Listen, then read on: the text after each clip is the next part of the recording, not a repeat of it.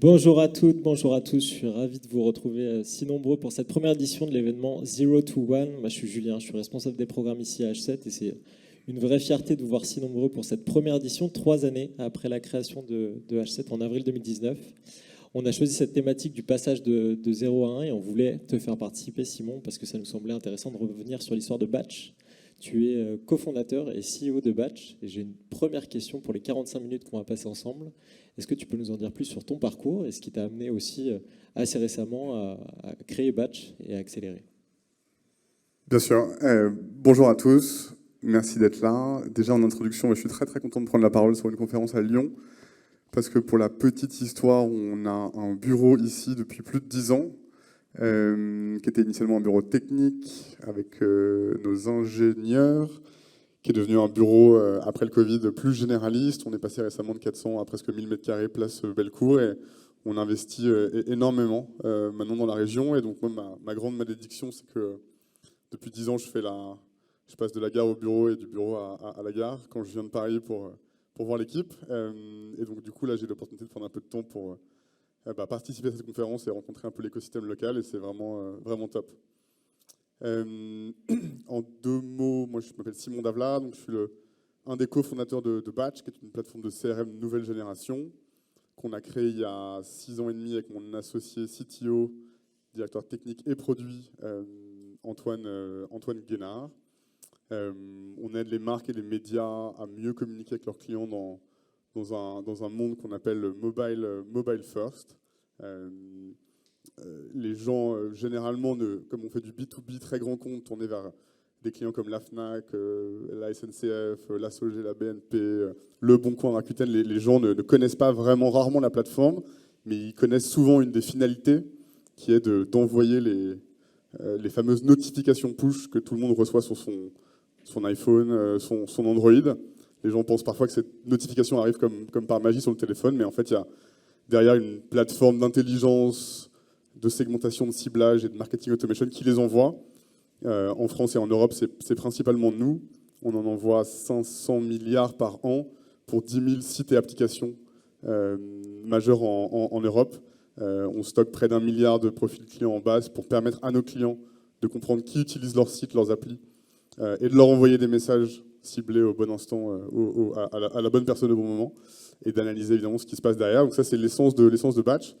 On a commencé il y a 6 ans et demi en étant très centré sur les technologies mobiles, et depuis 2 ans et demi, 3 ans, on évolue vers une plateforme de CRM, donc de relations clients, qu'on appelle omnicanal, donc dont la finalité est de permettre aux marketeurs, aux grands groupes, de comprendre leurs clients et de communiquer avec eux de manière intelligente, partout et tout le temps, avec une plateforme moderne et temps réel.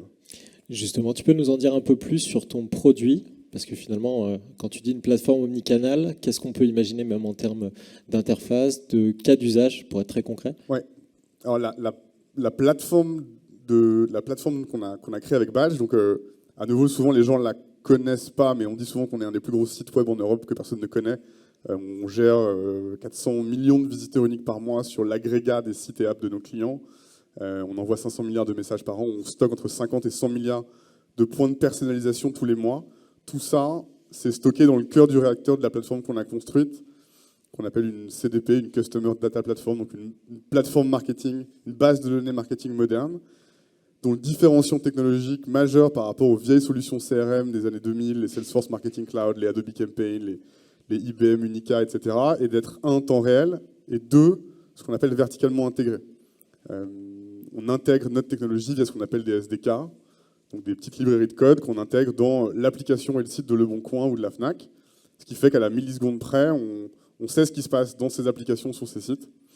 Et si quelqu'un fait une visite anonyme et puis 1 heure après une visite où elle se crée un compte et fait un achat, toute cette donnée redescend dans nos bases à la milliseconde près pour permettre à nos clients ensuite de l'utiliser avec le deuxième étage de la plateforme qu'on a créée, qu'on appelle la plateforme d'engagement, qui est là une interface moderne, un back-office comme vous en connaissez probablement tous, où nos clients se connectent et ont accès à toute une plateforme analytics pour comprendre ce que font leurs clients sur leur site et leurs apps, et une plateforme de communication pour créer des campagnes, créer des segments, ensuite créer des campagnes, créer des messages, appuyer sur un bouton et permettre à Fnac, en appuyant sur un bouton, d'envoyer un push sur le téléphone de 1,5 million de clients en quelques secondes pour annoncer une offre, faire la promotion d'une nouvelle marque, annoncer de manière géolocalisée l'ouverture d'un nouveau magasin dans telle ou telle région, et puis ensuite d'aller beaucoup plus loin dans la partie marketing automation, avec tous les scénarios un peu classiques de la relation client, l'abandon de panier, le suivi de commande, etc. Ça, c'est le deuxième étage. Et le troisième étage, qui est assez particulier chez nous, c'est la plateforme de delivery. C'est comment est-ce qu'on prend ces messages-là et comment est-ce qu'on les envoie à ces centaines de millions de devices. Et ça, c'est un peu la spécificité technique de ce qu'on a créé. Ce qu'on dit souvent chez Batch, c'est que c'est simple d'envoyer une notification à une personne, mais quand on bosse avec Le Monde, Le Parisien, Les Échos, Radio France, France TV, toute la presse régionale française, et qu'il y a un résultat d'élection présidentielle ou une news AFP majeure, et que l'intégralité des médias d'un pays ou d'un continent envoient leur campagne de push à la même milliseconde, et qu'on est la plateforme derrière qui fait le routage, c'est des gros enjeux de scale.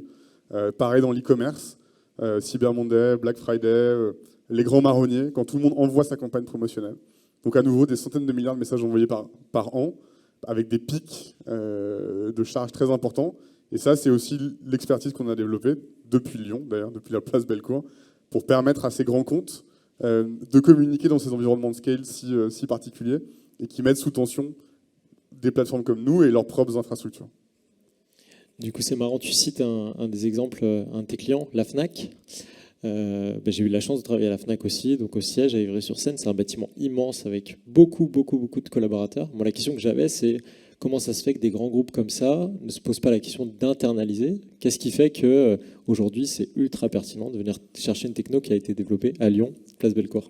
Ouais, alors on est à Lyon, on est aussi à Paris, on a des clients dans une quinzaine de pays. J'ai un peu loupé les métriques de la boîte, mais on est environ 120 personnes aujourd'hui chez Batch, un tiers à Lyon, 2 tiers à Paris. On a des clients dans une quinzaine de pays en Europe, un peu au Japon, un peu aux US. On a autofinancé pendant 6 ans et demi, et on a finalement fait une première levée de fonds de 20 millions d'euros l'an dernier, donc assez récemment, pour vraiment accélérer sur le développement produit technique international et beaucoup investir aussi dans la culture de la société, toute la structure, on va dire, globale, organisationnelle, et pour pouvoir scaler de manière la plus harmonieuse possible. La réponse à ta question, c'est que ça n'a aucun sens aujourd'hui pour aucun acteur de l'économie d'essayer de développer en interne ce qu'on a mis 7 ans à développer. Ce serait aussi incohérent que d'essayer d'héberger sa propre infrastructure en mettant des serveurs soi-même dans ses bureaux. Il y a toute une série de produits dans l'économie du SaaS, du logiciel dans le cloud, auquel on accède pour une minuscule fraction du coût quand on est une grande boîte, et qui n'aurait aucune rationalité à être développé par ces clients-là. Et ça marche plutôt bien, parce que tu disais en France, sur les acteurs majeurs, c'est quoi? C'est 99% des push notifs que vous gérez aujourd'hui? Ouais, la petite stat qu'on aime bien donner, c'est que notre technologie, donc notre SDK, donc la manière dont on l'intègre, le SDK de Batch, qui est le point de départ de l'intégration de notre technologie, c'est on signe avec un client, on se connecte avec ses équipes techniques et elles vont intégrer dans leurs applications notre SDK dans une version de leur appli ou sur leur site. L'appli va être envoyée dans l'App Store, mise à jour, et ensuite elle va être téléchargée sur des millions de téléphones. Et de par les centaines de clients qu'on a et les milliers d'intégrations qu'on a, on est sur 99,9% des téléphones en France, qui est un pays où on a un taux de pénétration très, très élevé. Donc c'est un peu une des vanity metrics, c'est pas vraiment ce qu'on traque, mais il y a pas mal d'études qui ont été faites, notamment par Mind Media récemment, qui décortiquaient des panels de quelques milliers de téléphones et qui montraient qu'on était quasiment sur... Notre technologie est probablement sur l'intégralité des téléphones de cette salle, modulo peut-être un ou deux irréductibles, ou une ou deux irréductibles, mais on est vraiment sur quasiment tous les tels en France. Merci pour cette première présentation. Tu as évoqué notamment octobre 2021, 20 millions d'euros levés, 6 années d'autofinancement. Qu'est-ce qui a motivé ta décision et votre décision de vous lancer dans une levée de fonds, et comment ça s'est passé, à la fois sur les aspects faciles et puis les difficultés qui ont pu être rencontrées? Yes. Alors, effectivement, l'histoire un peu particulière de Batch, bon, je sais qu'on en parlera à la fin, mais on n'a pas créé Batch ex nihilo. En fait, on a fait ce qu'on appelle, dans le jargon des startups, un pivot. Donc, on est passé d'une activité à une autre. Les gens qui ont plus de 30 ans se rappellent peut-être d'une application mobile qui s'appelait AppGratis, qui était un peu un des pionniers de la promotion d'applications au début de l'industrie des smartphones, que j'avais créé avec mon cofondateur et qui s'est fait interdire par Apple en 2013. Et du coup, on est reparti en 2014, après que cette boîte qui avait été un carton, puis ensuite un gros, qui avait subi un gros revers de fortune, on est reparti avec une petite partie de l'équipe. Et mon associé, on a créé Batch. Il nous restait un peu d'argent. Et donc, du coup, on a autofinancé les débuts avec l'argent qui nous restait. Tant et si bien que 6 ans plus tard, on avait une vingtaine de personnes, une cinquantaine de clients, et que la boîte se développait, comme on dit, en autofinancement. Et puis en 2019, on a commencé à se faire rattraper par la croissance. En fait, on avait un produit qui était devenu assez mature, un process de vente qui fonctionnait bien, et on signait clients, et puis des clients toujours plus gros. On a commencé, on en parlera d'ailleurs avec Patricia de Kern un peu plus tard sur un live Twitch de comment acquérir ses premiers clients. Nous, au début, nos premiers clients étaient des toutes petites startups, puis des un peu plus grosses, puis des boîtes du mid-market, et puis tout d'un coup, on s'est mis à signer des Sociétés Générales, des BNP, des Fnac, des très grands comptes qui nécessitaient d'avoir une structure d'accompagnement en solution engineering, en avant-vente, en après-vente, en accompagnement, en capacité à répondre à toutes leurs équipes techniques, légales, RSSI, privacy, alors centrale d'achat, qui nécessitaient d'avoir toujours plus de gens pour heureusement des paniers moyens qui grossissaient. Et donc on se fait un peu rattraper par cette croissance-là. Du coup, en 2019, on fait une petite levée de dette avec nos amis de la BNP pour accélérer un petit peu. En se disant 2020, on ira, le contexte est porteur, on ira lever de l'argent sur les marchés privés. En 2020, le Covid, qui, pour le meilleur ou pour le pire, nous accélère pas mal parce qu'on se retrouvait quand même au centre des problématiques de transformation digitale des grands groupes. Et on a vu arriver à ce moment-là plein de grands groupes qui étaient en fait 10 ans en retard sur comment est-ce que je communique avec mes clients via mon application mobile dans un contexte où mes magasins sont fermés. Donc grosse accélération conjoncturelle du business en 2020. Et du coup en 2021, avec cette accélération-là, et puis la boîte qui était passée à ce moment-là d'une quarantaine, cinquantaine de personnes, on a décidé de lancer un process de levée de fonds qui visait à nous permettre d'accélérer, de continuer à accélérer sur la lancée qu'on s'était donnée. Et c'est vrai que ça a été un changement d'échelle assez significatif pour nous, parce qu'on est passé de ce mode d'autofinancement qui souvent marque pas mal une culture de boîte à un mode financé. Donc là, l'idée, c'est quand même on a plus d'argent, on est prêt à perdre de l'argent pendant quelques années en investissant pour accélérer. Donc ça met tous les ratios de la boîte sous tension, les bureaux, le rythme des recrutements, le rythme des onboarding, la structuration interne, le rythme du business. Ça nous a aussi permis d'accélérer sur la partie internationale. Là, maintenant, on a une douzaine de personnes qui sont dédiées au marché allemand entre Paris et Berlin. Donc ça met aussi toute la structure communicationnelle et organisationnelle sous tension. Et on est passé de 6 années un peu dans notre grotte à tout d'un coup, on ouvre les vannes et on y va. Donc j'exagère, mais c'est quand même un peu ce qui s'est passé. Et du coup, ça a mis pas mal l'orga et la culture sous tension. Ces 8 derniers mois, on sort un peu la tête de l'eau là. Je souris parce qu'il y a toute notre équipe Talent Acquisition qui est là, Bérangère, Harmonie, Emeline et Amandine. Donc voilà, pareil, on est passé en un an de 0 recruteur à 4 recruteurs. Et on est en train de structurer ces pôles-là, des équipes qui sont passées de 6 équipes à 13 équipes pour faire évoluer la structure d'accompagnement de la boîte. Et tout ça en un laps de temps très, très court.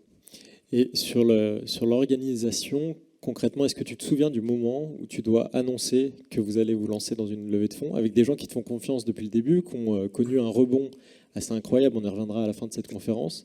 Mais tu vois, j'aimerais que tu nous partages ce moment en tant que chef d'entreprise, qui est super fondateur aussi, pour dire, voilà, la culture d'entreprise, elle va évoluer et j'ai besoin de vous.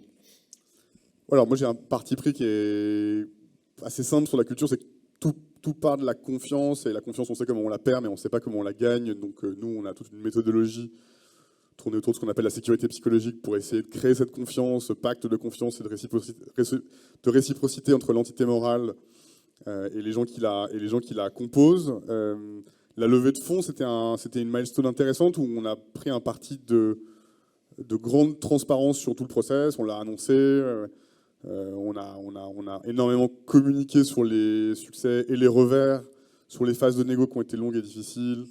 On a communiqué sur le montant de cash-in, de cash-out pour sortir nos vieux actionnaires historiques, sur la valeur de la boîte, sur les métriques financières. Donc c'était une super opportunité d'aller vers toujours plus de transparence financière.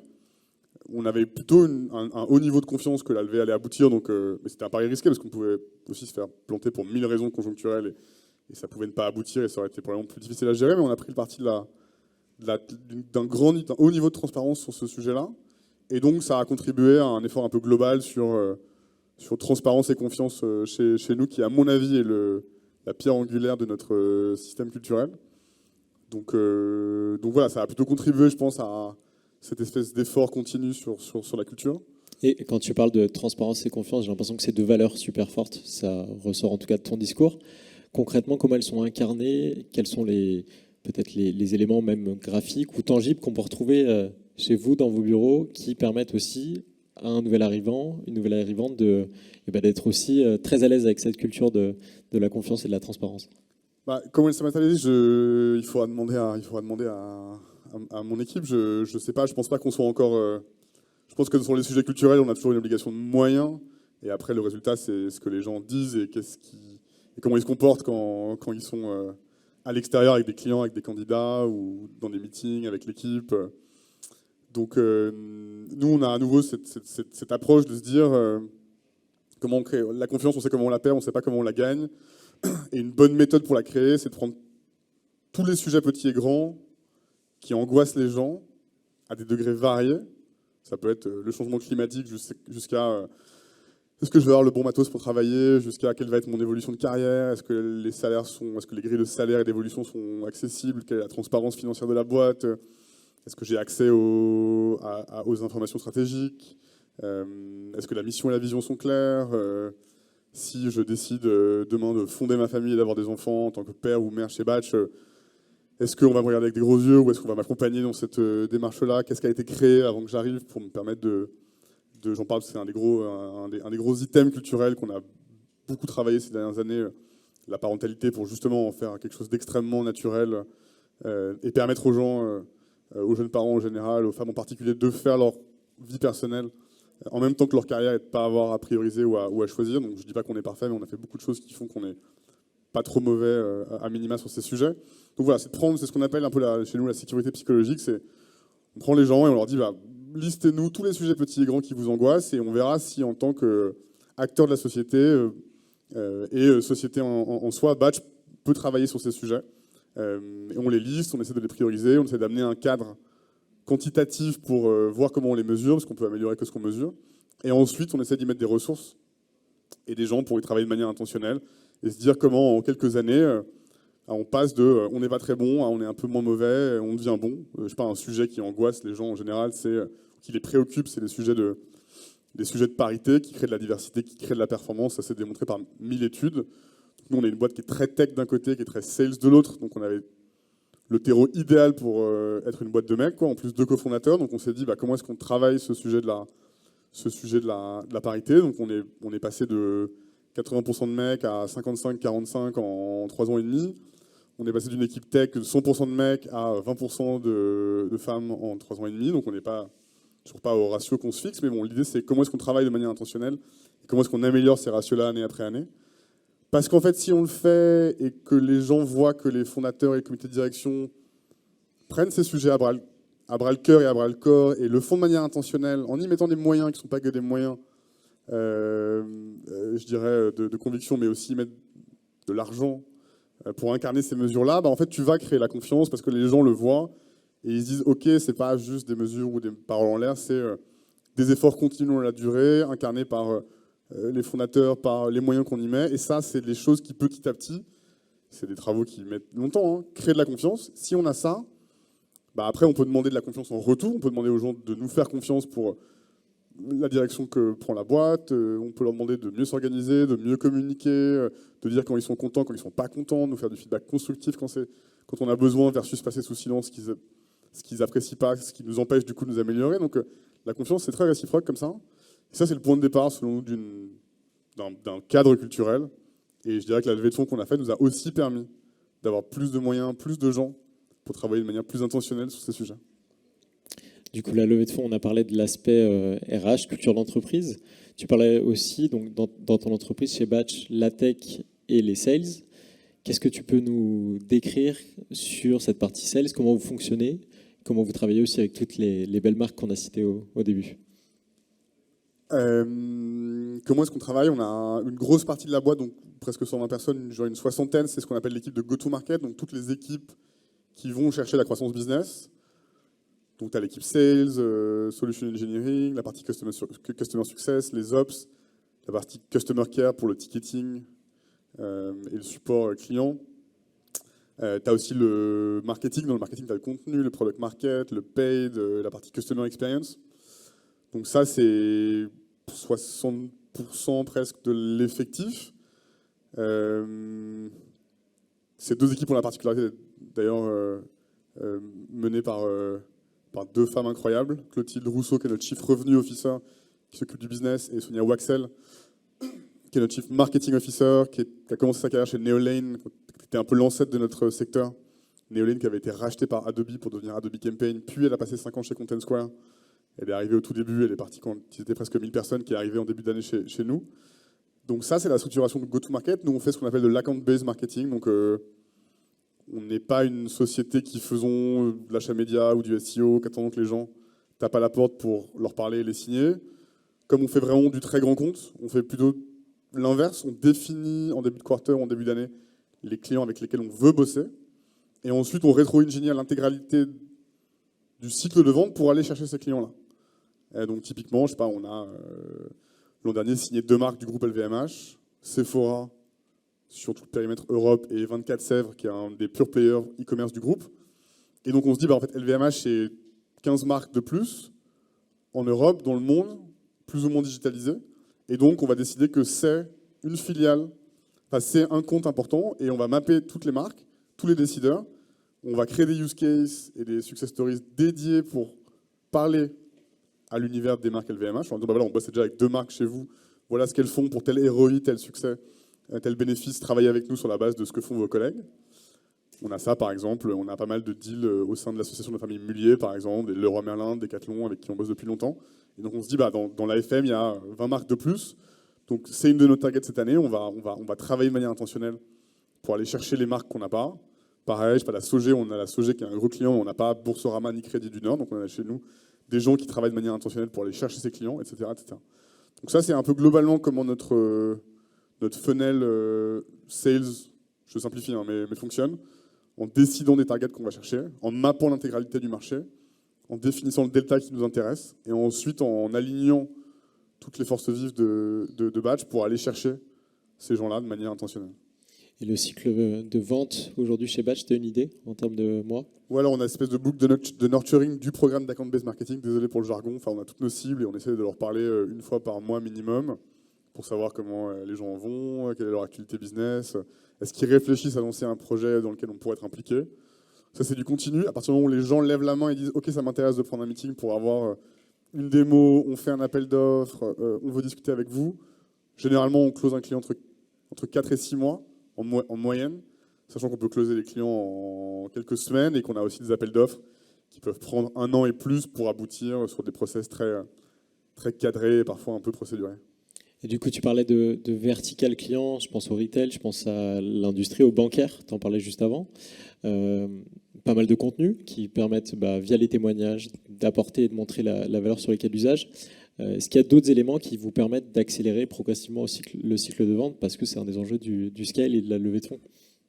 Alors, l'accélération du cycle de vente, ça a toujours été un vrai point d'attention chez nous, sachant qu'une des philosophies commerciales qu'on applique, c'est ce qu'on appelle, à nouveau, warning, jargon, le land and expand. Donc, le land and expand, c'est comment tu commences petit chez un client, avec une phase de test, un besoin, un use case un peu simplifié, avec éventuellement une business unit dans un grand groupe, pour mettre un pied dans la porte, créer le premier business case, voire créer juste le case qui va permettre à la personne avec qui tu bosses de revenir en interne, convaincre son directeur ou sa directrice marketing ou son département achat de dire voilà, on a fait un test avec Batch, là en 3 mois, on a prouvé tel KPI, tel ROI, et donc maintenant on veut déployer plus large. Donc ça nous a beaucoup permis de réduire d'accélérer le temps de déploiement et de réduire le temps de closing. Donc c'est une des méthodes qu'on utilise pour closer plus vite. Toujours payant ou pas? C'est une question qu'on nous pose souvent. De plus en plus, ouais. Je pense que quand on est une petite boîte peu structurée, on fait peut-être parfois l'erreur de faciliter, de faire des POC payants, de faire des POC gratuits. Et en vérité, c'est souvent plus productif parce que tu vas avoir des gens plus engagés dans le POC, de faire payer un petit peu. Donc maintenant, on fait de manière générale des POC payantes. Quand c'est vraiment hyper compliqué, parce que je sais pas quoi, tu vois, réglementation interne, gouvernance, les budgets, whatever, On sait aussi faire des POC gratuits, mais de manière générale, dans ce trade-off, c'est plus intelligent de faire des POC payants. Enfin, pas intelligent, mais plus productif. Je t'ai coupé. Tu allais présenter un autre levier pour accélérer le cycle de vente. Il y en a plein des leviers pour accélérer le. Enfin, ta commercialisation n'est qu'un funnel. Donc, ton funnel, il est relativement. Le moment où les gens dans l'année chez le client vont dire OK, là on a de la bande passante, c'est le moment de se préoccuper de ce chantier, il est un peu incompressible. Après, nous, ce qui est nouveau chez nous, c'est qu'on a une équipe marketing qui travaille sur le haut de funnel. Et depuis 1 an et demi, une équipe de BDR, donc de commerciaux plutôt juniors qui font de la prospection, de l'avant-vente. Donc, tu accélères aussi ton rythme, ton taux de closing avec, je dirais, plus d'awareness. Quand les gens te connaissent parce que tu as fait du branding, ils sont venus à des événements, ils ont déjà pris une démo, généralement le closing va plus vite. Donc, il y a 1000 méthodologies qui te permettent d'agir sur des points de ton funnel pour les réduire. Il n'y a pas de recette définitive, mais l'important, c'est d'avoir cette espèce de vue funnel et de se dire, OK, depuis l'awareness initiale jusqu'à un client en année 3-4 qui renouvelle et qui upsell, comment est-ce que j'optimise toutes les phases du touchpoint, tous les touchpoints du funnel. Est-ce que la vente indirecte, ça fonctionne chez Batch? Par exemple, tu vois, je vais conseiller un grand compte sur sa stratégie de push notif et de façon naturelle et évidente, je vais parler de Batch. C'est quelque chose que vous faites? On a une équipe partenariat qui s'étoffe année après année. On a des partenariats technologiques avec d'autres solutions techno-martech. Ce qu'on a vu, c'est qu'en moyenne, chez nos clients grands comptes, les clients ont 5 à 6 autres solutions, donc on est obligé de se connecter de manière générale avec ces gens-là. On va arriver chez un client grand compte et il va avoir TinyCluse pour le ciblage, Google Analytics pour la conversion, Segment pour sa CDP, il peut avoir éventuellement un Salesforce Marketing Cloud pour son CRM historique. Il va avoir, je sais pas moi, Notify pour le ciblage temps réel. Bon, on doit être connecté à ces gens-là. Et donc, dans les mécaniques d'alliance, ces gens-là parfois nous envoient des leads et vice-versa. Et à l'inverse, on a des partenariats plus serviciels avec des intégrateurs, des agences de développement mobile, des agences conseils en strat CRM, qui pareil vont occasionnellement nous envoyer des clients. On va travailler ensemble sur des appels d'offres, sur des plans de reco. Donc oui, on a une partie de vente indirecte qui est un des 5-6 leviers de go-to-market de la boîte. Ouais. Avec une équipe aussi dédiée à l'animation de ces partenariats et ouais, une façon de la faire vivre et d'éviter aussi des choses des écueils que vous avez pu vivre par le passé en étant dépendant, pourquoi pas d'un partenaire ou d'un provider de service. Ouais, on n'a pas un modèle de vente indirecte où un partenaire tiers ferait une grosse partie de notre chiffre. C'est plus, à nouveau, dans le funnel de conversion, on a besoin à un moment donné de pouvoir montrer patte blanche et de dire oui, tout va bien, vous pouvez signer avec nous parce qu'on est intégré parfaitement avec tel et tel de vos partenaires. Mais on n'a pas de vente indirecte de clients, enfin de grosses plateformes qui prendraient du commissionnement sur la redistribution, la commercialisation de la plateforme pour elle-même la revendre dans son offre. Ça, on n'a pas. Avant qu'on reparte au niveau de la genèse de Batch, je voulais prendre encore 2-3 minutes pour parler des gros enjeux aussi sur lesquels tu vas être amené à travailler dans les prochains mois, les prochaines années. On a parlé de cette levée de fonds, on a parlé du développement commercial, de la tech et de la culture d'entreprise. Quels sont les autres sujets sur lesquels tu penses que vous allez devoir prendre position et accélérer aussi? Écoute, nous, on a vraiment trois... Enfin, ma formule simplificatrice préférée, c'est de dire qu'à un niveau d'abstraction élevé, une boîte de SaaS, c'est juste 3 funnels, quoi. C'est un funnel de gens, c'est un funnel de features et c'est un funnel de clients. Donc ça, c'est nos 3 grands chantiers culturels d'expansion commerciale et de R&D sur la plateforme. Donc après, quand tu descends dans le détail, tu séquences et tu trouves évidemment des chantiers plus spécifiques, mais ça reste de façon fondamentale les 3 grands axes sur lesquels on veut avoir les moyens d'investir et sur lesquels on veut bosser.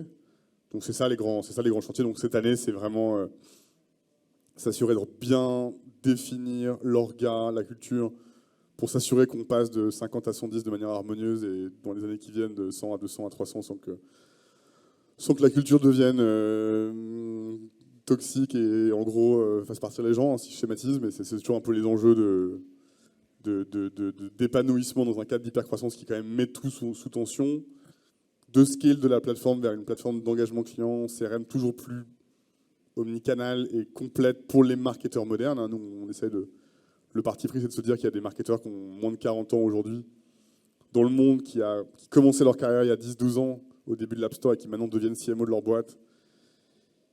Et quand ils vont au bureau, on leur dit en fait, oui, la boîte, elle bosse avec ce vieux logiciel gris qui a 15 ans, qui s'appelle Adobe Campaign ou Salesforce Marketing Cloud. Et ces gens-là, ils disent non, moi, moi, dans ma vie de tous les jours, je me sers de Netflix, Spotify, TikTok. Je veux pas au bureau utiliser un ERP qui a 15 ans. Je veux une plateforme d'engagement client qui soit moderne.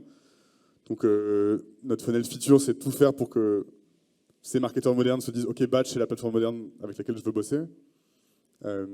Et le funnel business qui est comment est-ce que je deviens définitivement super leader dans mon pays historique, la France. Comment aujourd'hui on a une trentaine de gros clients en Allemagne, comment je passe de je suis un challenger à je suis super leader en Allemagne et que ça ne me prend pas 6 ans mais plutôt 2-3 ans dans un pays où je m'étends. Comment je me dote d'une structure sales anglophone qui peut travailler l'expansion de Batch partout en Europe, et comment, dans le cadre probablement d'un nouveau tour de financement beaucoup plus conséquent l'an prochain ou la suivante, en fonction de la direction que cette crise économique dans laquelle on rentre va prendre, éventuellement ensuite envisager une expansion en dehors de l'Europe, en Asie ou aux US, avec une boîte à ce moment-là plus mature, un produit encore plus mature et un go-to-market encore plus rodé. L'ambition, en tout cas, elle est assez dingue, d'autant plus quand on connaît l'histoire et la genèse de Batch. Je voulais qu'on finisse là-dessus, parce que c'était aussi l'occasion de partager un des rebonds historiquement connus dans la tech, mais il y a des personnes qui nous suivent et qui nous écoutent qui ne le connaissent peut-être pas. Donc, Simon, je vais te demander de raconter rapidement l'histoire d'AppGratis, quels ont été les chiffres clés à cette époque, de cette belle réussite, et comment aussi tu as pu, via toute cette expérience accumulée, lancer Batch, dont on vient de présenter justement l'histoire. Yes, alors déjà, merci de m'avoir permis de commencer par Batch, parce que souvent on m'invite pour parler effectivement d'AppGratis, qui est la boîte que j'avais créée avant Batch. C'était il y a 10 ans, donc maintenant c'était il y a très longtemps, mais ça avait été tellement médiatisé que quand même souvent les gens s'en rappellent. Et donc l'histoire du pivot, du rebond et le fait qu'on ait créé Batch en ayant surmonté ce revers de fortune qui était quand même majeur. C'est souvent ce que les gens veulent entendre. Donc souvent on m'invite pour me dire AppGratis, comment t'as fait, qu'est-ce que t'as appris, comment t'es revenu. Bon, et donc comme maintenant Batch c'est quand même un truc très substantiel, on préfère parler de. Donc, merci de m'avoir permis de commencer sur Batch. Oui, moi mon histoire personnelle c'est que j'avais fait un stage de fin d'études en 2006 dans un des pionniers de l'intelligence artificielle appliquée au marketing, Virtuose. Et les fondateurs avaient bossé aux États-Unis, m'avaient dit pars aux États-Unis après ton stage si tu veux continuer à en gros t'améliorer. Donc j'étais parti en 2007-2008 à San Francisco. J'avais rencontré des Français qui bossaient chez Apple à Cupertino, dont un ingénieur Afid qui bossait dans l'équipe qui développait le SDK de l'App Store et qui allait être la boîte à outils permettant aux développeurs du monde entier de développer des applications normées pour l'iPhone. Il m'avait dit, ça sort l'an prochain, l'iPhone c'est la révolution, regarde ce secteur parce qu'il va exploser, quoi. Évidemment, moi ça m'avait passionné, donc j'avais commencé avec lui et 2 potes à développer des applications mobiles en 2008, vraiment au tout début de l'App Store. On lance une app et puis tout de suite après il y a la crise économique des subprimes de 2008 qui fait que la boîte qui m'employait annule vire 100 personnes d'un coup et donc ne renouvelle pas mon visa, donc je dois rentrer un peu en catastrophe en Europe en 2009. Passionné néanmoins de ce secteur du mobile qui se développait. Je lance un blog pour rester un peu en contact avec ce secteur de test d'applications qui assez rapidement se transforme en un truc qu'on appelait app gratuite à l'époque, qui était je mets en avant une app par jour, si elle est payante, je la fais passer gratuite.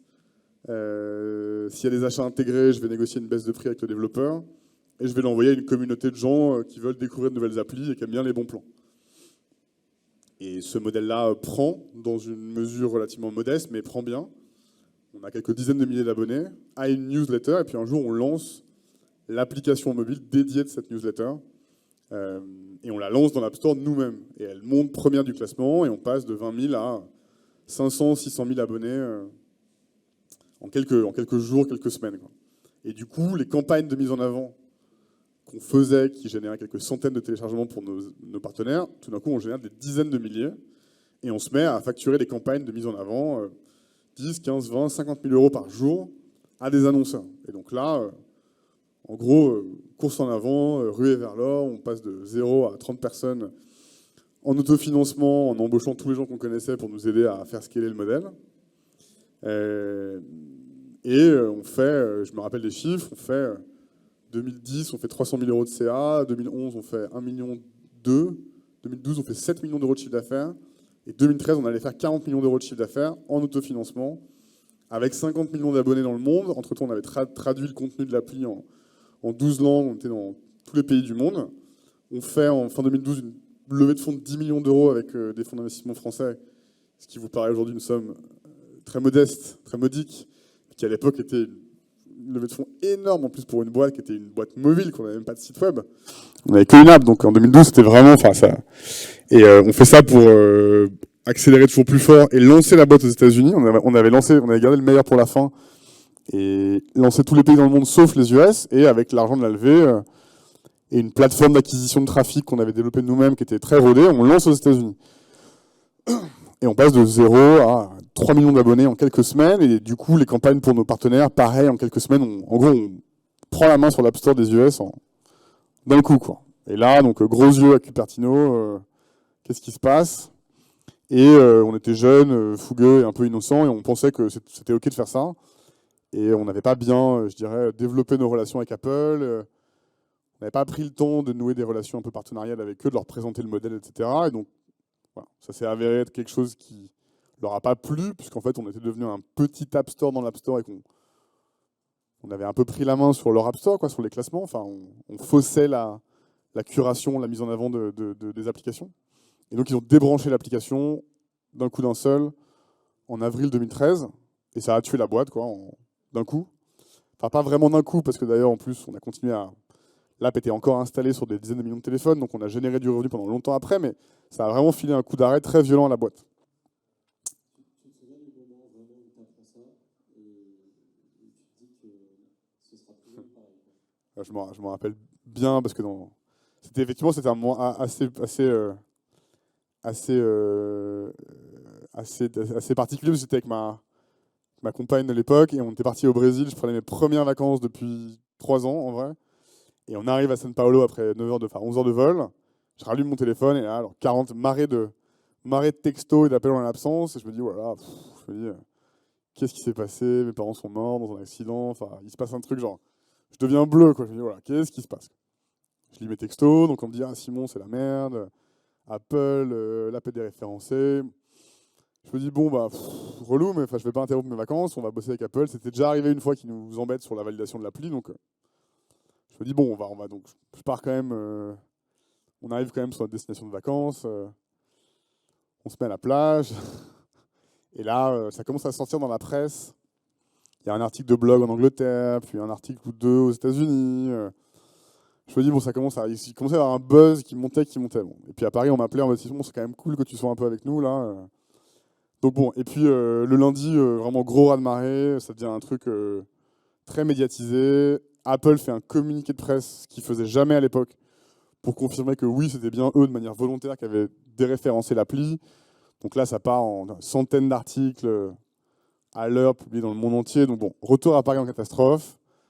J'arrive au bureau, où là, tout le monde était un peu tétanisé, quoi. Qu'est-ce qui se passe? Qu'est-ce qui va nous arriver? Où est-ce qu'on va? Comment on gère ça? On publie un article de blog qui vise à expliquer qu'on pensait qu'on était dans notre bon droit, qu'on n'avait pas abusé des règles de l'App Store, etc. On est contacté par le cabinet de Flore Pellerin, qui était ministre du numérique à l'époque, qui nous dit nous, on a vu le truc partir aux US, la neutralité du net, c'est un gros sujet pour nous, est-ce qu'on peut venir faire une prise de parole dans vos bureaux? Donc on était un peu démunis, donc on dit oui, venez, ça va aider à médiatiser notre combat, quoi. Donc elle débarque avec une centaine de journalistes conviés pour une prise de parole, donc tout son staff débarque, donc nos bureaux qui étaient déjà grands, où il y avait déjà une centaine de personnes, on a 300 personnes, tous les cables, les AFP, les AP, les Reuters, enfin bref, donc elle vient faire un speech, ça part sur toutes les comment dirais-je, les régies, je sais pas comment on appelle, toutes les dépêches du monde entier, quoi. Donc là, c'est vraiment, ça part en exponentiel, tourbillon médiatique qui dure 2 semaines, quoi, dont qui nous brinque-balle, on savait plus même, on n'avait plus le contrôle sur rien, quoi, parce qu'en fait, tu es dans l'œil du cyclone et tout le monde parle de toi. Apple fait un deuxième communiqué de presse, et ça, bon, très violent médiatiquement.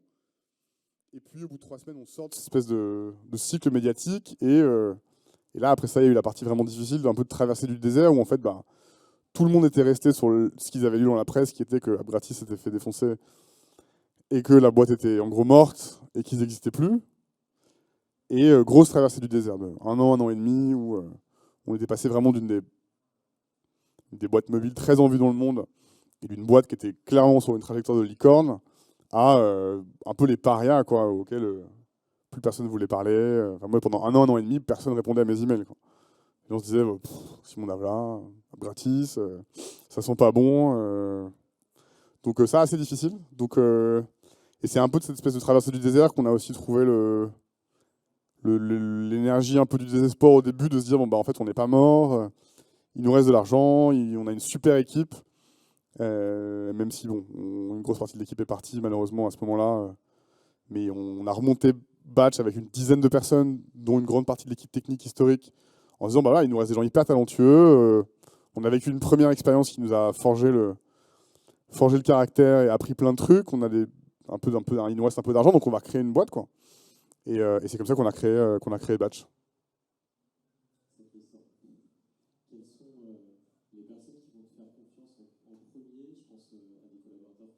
Collaborateurs, collaboratrices, mais aussi clients, pour vous permettre justement d'aller tester très vite cette technologie d'abord de push notif et demain de CRM du futur. Et ouais, il y a une partie de l'équipe historique, des gens qui sont avec nous depuis 6, 7, 8, 9, parfois 10 ans, qui sont quasiment tous encore là. Même si, d'ailleurs, à mon grand regret, un ou deux là, après des années de financement, certains sont partis parce qu'ils se retrouvaient un tout petit peu moins dans le cycle plus d'hypercroissance qu'on a entamé. Donc ça a été un peu un crève-cœur pour moi, parce qu'on n'avait jamais eu des départs comme ça de gens qui étaient restés depuis si longtemps. Bon, heureusement, il en reste plein, et je pense que la majorité d'entre eux se projettent dans ce nouveau cycle. Mais je comprends aussi les quelques personnes qui sont parties en se disant, bah, en fait, j'ai vécu Abgratis, j'ai vécu la traversée du désert, j'ai vécu les phases hyper difficiles où on mangeait des cailloux, toute la remontada à la structuration, et là, en fait, bon, bah, j'ai l'impression d'avoir fait un cycle, et donc je pars. Donc on a un ou deux qui sont partis récemment, ce qui est triste, mais quelque chose aussi de naturel, et à mon avis aussi bénéfique pour Batch, pour trouver un second souffle, et pour eux, parce qu'en fait, au bout de 6, 7, 8, 9, 10 ans dans une boîte, c'est parfois bien aussi d'aller voir ailleurs. Mais bon, on a une partie de gens vraiment historiques qui sont des gens de très très grande confiance et qui incarnent vraiment la culture, et qui sont toujours là, fidèles au poste, et vraiment, ça, c'est une de mes grandes fiertés chez Batch. Et c'est des gens qui transmettent, et les gens qui sont arrivés plus récemment, bah, je pense, leur parlent, et en leur parlant, comprennent un peu aussi mieux qui on est, d'où on vient, où on va. Et après, dans les clients, bah oui, il y a eu quelques believers, quelques early adopters qui nous ont fait confiance au tout début, que j'oublie pas. Je pense souvent à Agnès Salazar et Marie-Laure Sauté-Chalon, qui étaient les directrices générales du groupe au féminin, avant le rachat par TF1, quand ça appartenait encore à Axel Springer, qui nous avait dit on comprend pas ce que c'est Batch, mais vas-y Simon, fais un truc pour nous aider à mieux développer le trafic, la rétention, la monétisation de nos applications. Donc c'était un des premiers deals grands comptes qu'on avait signé. Je pense souvent à Jérôme Perrani, au groupe L'Express, pareil, qui était un des premiers à nous avoir dit très early adopter, très believer, voilà, votre produit n'est clairement pas terminé, quoi. La peinture est toute fraîche, mais on fait un truc ensemble. Moi, ça m'intéresse de tester des innovations. Donc il y a un bouquin génial d'ailleurs qui s'appelle Crossing the Chasm, Crossing the Chasm en français, qui explique les cycles de distribution des produits technologiques, des early believers, ce qu'on appelle les visionary customers, les gens qui voient ce que ton produit sera dans des années, qui ne s'arrêtent pas au fait qu'il est tout pourri et très bêta, et qui vont quand même bosser avec toi. Il y en a peu, mais il faut que tu les trouves pour que ton produit démarre. Ces gens-là vont t'aider à itérer sur le produit, à convaincre les gens qui sont juste après, que sont les early adopters, les gens qui ont besoin de voir un produit un tout petit peu plus fini, mais qui vont l'acheter principalement parce que tout le monde ne l'utilise pas encore, et donc un peu aussi définir leur identité par rapport à ça. Et ces gens-là te permettent ensuite d'accéder à la majorité vocale et à la majorité silencieuse. La majorité vocale, c'est les gens qui disent, les gros clients qui sont derrière, qui disent je veux ce produit-là, je sais concevoir mon besoin, mais j'ai besoin de voir un produit avec des références et de l'historique. Et donc, si tu n'as pas les visionary customers et les early adopters, tu ne peux pas les convaincre. Et après, tu as la majorité silencieuse. Une fois que tu as les gros clients qui savent articuler leurs besoins, tu vas pouvoir les convaincre, les derniers gros clients qui, eux, ne savent pas qu'ils ont besoin de ton produit. Et comme ils vont voir le voisin d'à côté l'utiliser, ils vont se dire « Oh là là, quoi, mon gros concurrent à côté en bourse là l'utilise, donc je veux prendre un rendez-vous avec toi. » Et donc nous, on a vraiment fait ce parcours de crossing de chasm de manière assez académique grâce aux 2 personnes et à d'autres que je viens de te citer. J'ai une dernière question à te poser. On parle de santé... 4 secondes. 4 secondes. 3... Putain, j'espère que je vais pouvoir la poser quand même. Santé mentale et de résilience, c'est quelque chose aussi, c'est une question qu'on nous pose souvent à H7 parce que des entrepreneurs, on en accompagne et puis il y a des hauts et des bas. Qu'est-ce qui, toi, au plus profond, t'a permis de remonter en selle et d'être présent sur la scène aujourd'hui? Déjà, moi, j'étais vraiment un passionné. J'avais créé ma première boîte à 17 ans dans les jeux vidéo en réseau. Enfin, c'est pas juste une opportunité, quoi. Avant l'entrepreneuriat, créer des produits digitaux, c'était ma vocation. Donc, j'aurais fait ça quoi qu'il arrive. Je pense que l'équipe, mon associé, les gens avec qui je travaille, évidemment, sont des gens sur lesquels je me suis appuyé pour traverser toutes les phases qu'on a traversées. Clairement, entre 2013 et 2015, j'étais dans une forme de dépression plus ou moins diagnostiquée. Enfin, ça a été quand même très très dur. On va pas se mentir. Donc voilà, j'ai eu des hauts, mais aussi des vrais bas. Et d'ailleurs, du coup, aujourd'hui, je pense d'autant plus sensible au sujet effectivement de santé mentale. Enfin, j'espère être sensible d'ailleurs. Il faudra que les gens de mon équipe me disent si je le suis ou pas. Mais oui, on est quand même dans des phases concrètes, même si c'est très cool ce qu'on fait et que maintenant ça cartonne et qu'on a les moyens de se développer, que c'est excitant. On est quand même dans des métiers qui sont fatigants, qui sont continus, qui exposent à un niveau de pression important, qui nécessitent un haut niveau de discipline opérationnelle et donc qui nécessairement sont taxants quoi, dans le temps, dans toutes les équipes, dans tous nos métiers. Et avec les taux de croissance qui mettent tout le monde sous pression, on sait que c'est fatigant. Et on sait que à des niveaux variés, en fonction d'individualités qui sont toutes différentes, tu peux avoir des gens que ça éprouve fortement. Et donc, comment tu crées à nouveau ce cadre de confiance, de sécurité psychologique, comment tu démystifies la parole autour de ces sujets, comment tu te formes toi-même pour accompagner des gens qui peuvent aller dans des situations de détresse psychologique et mentale pour lesquelles tu n'es pas du tout préparé, en fait, toi-même en tant que chef d'entreprise, à faire face. C'est des sujets qui parfois confinent au médical, donc on est tout sauf médecin, quoi. Donc ça, c'est des vrais sujets. Et à nouveau, j'ai pas la prétention de dire qu'on est très très fort là-dedans, mais au moins on se donne une obligation de moyens et une obligation de moyens d'appréhender, de discuter ces sujets, d'essayer de les identifier. De manière plus prosaïque, on essaie de travailler avec des acteurs qui nous aident. Typiquement sur la santé mentale, on a lancé un peu une sorte de test avec une plateforme qui s'appelle TIL,